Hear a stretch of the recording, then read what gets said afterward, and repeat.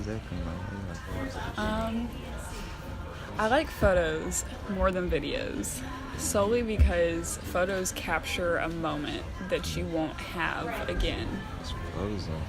Like, it's frozen. In a video, you have like a series of moments, and you'll be able to relive it in the same sense that you like experienced it in. But in a photo, it's more up to interpretation as far as someone who is viewing it and doesn't know the story behind it. It freezes that moment and keeps it there. And it's not like a video where that moment is like extended. It's a 1 second moment that like is just held in place. Just like the sound when it clicks, it's like your first photo session, or like when you. So when I was younger, my dad always had a camera on him. Him and my mom traveled a lot, and so they would go to other countries, and he always had these like beautiful photos. And my dad was always a like in the moment photographer. He never did like studio stuff. He never did anything like that. He would just carry his camera around and take pictures of like people and like, you know, buildings and stuff like that. And I always grew up with like the most beautiful photos just like framed around the house that my dad had taken. And I guess in elementary school we started learning composition and art. Right, so like I kind of took my like knowledge of composition and what my dad had taught me just by like being around him with the camera, and like maybe like 6 or 7 just kind of like hit it. I wasn't, you know, didn't get it too into it until I was about 11, but I was for sure like in that shit. I'd be so interested. I just be listening, getting lost in like I feel it. people's stories, you know. Say, oh, but composition and art. Oh my gosh, like I love that photos. Yeah. So what's funny is if you pay attention to my photography, a lot of it deals with lines. I pay attention very closely to lines when I take photos, and like so hold on, let me pull up this picture of Kenise. So I haven't released these yet, and they're gonna be like my break in between this project that I'm posting. But it's like probably the unreleased photos. What'd you say? You always show me some unreleased photos. I know. You're lucky, my guy. Like I seen the other ones on the gram, but that is like that gives you like. It was too good direction. for me to release it yet. I have to sit on it. I have to have my shit out enough and appreciated enough for me to drop the great ones. You have to get it first, right? Yeah. Gotta, you know. But yeah, no, so everything as far as composition is concerned, I deal a lot with lines. And when I went to Costa Rica, I took this beautiful photo. I had to hang out of a window to catch the top of a church building in this like framing of like another window, and then like all along the sides were like lines piled up. I can see that from without even seeing the And that's like my unedited version. But yeah, I hung out of a window to get that. Right, but then after I took it, I realized I've got lines right here, I've got lines going down and across, and I've got these over here. And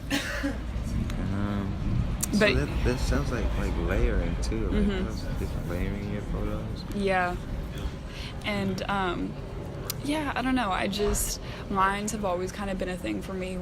The same shoot that I just showed you of Kenise, she, you know, was totally unsure of my placement of her, sitting her on the table with the shadows coming from the light on the window.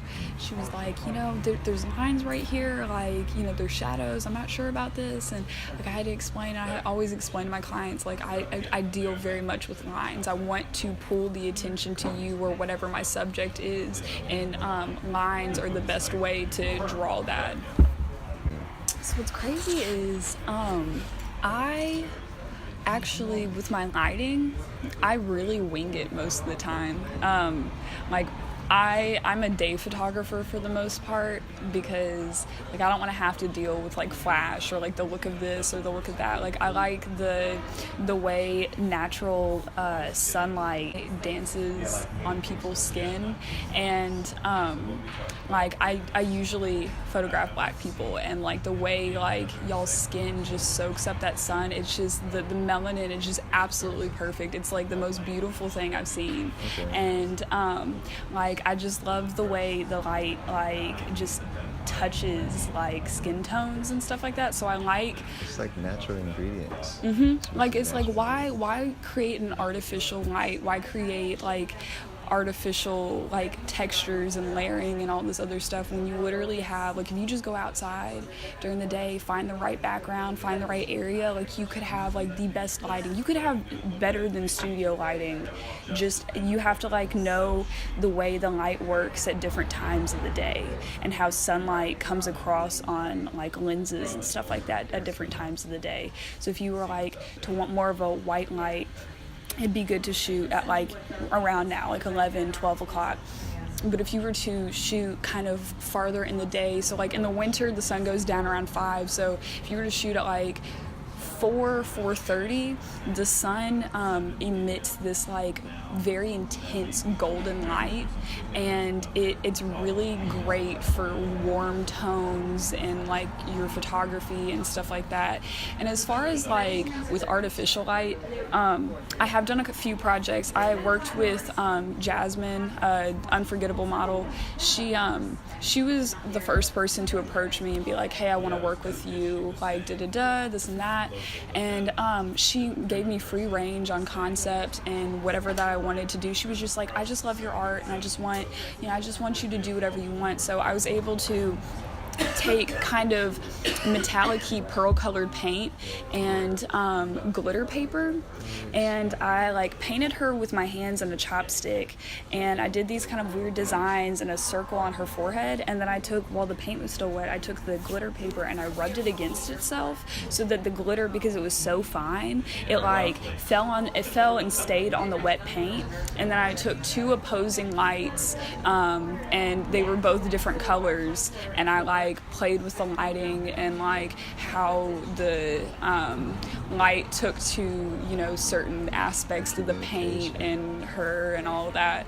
Yeah, that was the first time that I had like kind of done something outside of my comfort zone as far as like shooting someone, and I used like different colored lights and stuff like that. So that was fun. Honestly, I think that was about a year ago. So like it's funny because up until then I pretty much only did like landscapes and travel photos. So I work my ass off, and once a year I pay for myself to leave the country, and I go to another country or a few other countries depending on how much I saved up, and I just spend my whole time like carrying a camera around and taking photos. So Right there. yeah, and so then like when I decided to bring my photography more local based, I was really lucky to have Jasmine reach out to me and say that she wanted to work with me, and she worked with me a few more times since then, and yeah, so it's kind of what got me into the shit that I'm doing now. That's so dope. I've been super lucky to have people along the way like support me through my stuff. Especially more recently, meeting Key and like a few other people like have definitely pushed me in the right direction as far as like my art's concerned, and supporting me and like my ideas and my concepts and like seeing my vision. Like I couldn't do it without the people like around me, you know. That's definitely like crucial. Yes. I don't ever want to, you know, forget what made me. Like I made me, but factors pulled into helping like cultivate me. No, seriously. I love like supporting other artists and stuff like that. Like a community and a culture can't be created without support from others. Do it. Never question what your gut tells you.